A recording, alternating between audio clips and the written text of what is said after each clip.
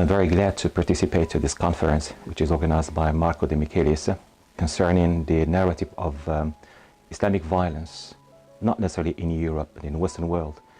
And I think this is the opportunity for us to examine the concept of violence in order perhaps also to bring it back to its natural course of history. Because I think for over the last 20 years, we have been witnessing some of the shifts, dangerous semantic shifts in the word of violence. So we have seen, for example, the association between immigration, terrorism, terrorism and Islam, Islam and jihadism. So no wonder that we can have also Islamophobia, waging a sort of a war against this perception.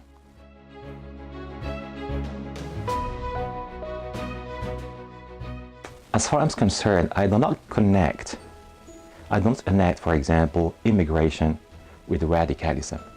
First of all, because the word radicalism is also a Western category. It's not scientific, it's very subjective, in which we put people also into categories. But I think also the word integration needs to be also examined. What we mean by integration.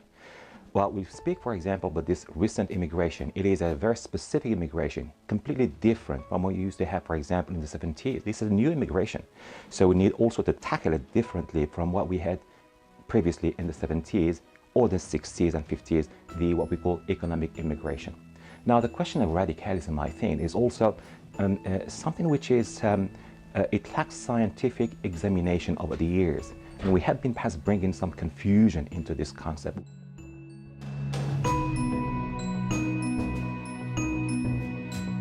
Civilizations are supposed to communicate continuously and to enhance mutually each other.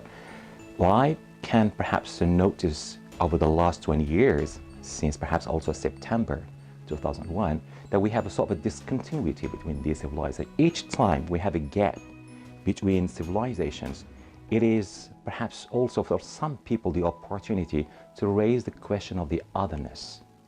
And here is the epoch in which we are living today. We have a sort of discontinuity gap. It's not much more than this. It's conflictual between civilizations.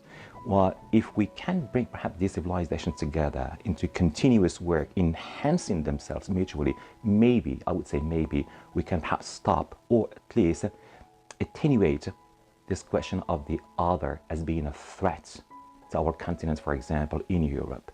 So this is fundamental to bring back this dialogue between civilization, I would say.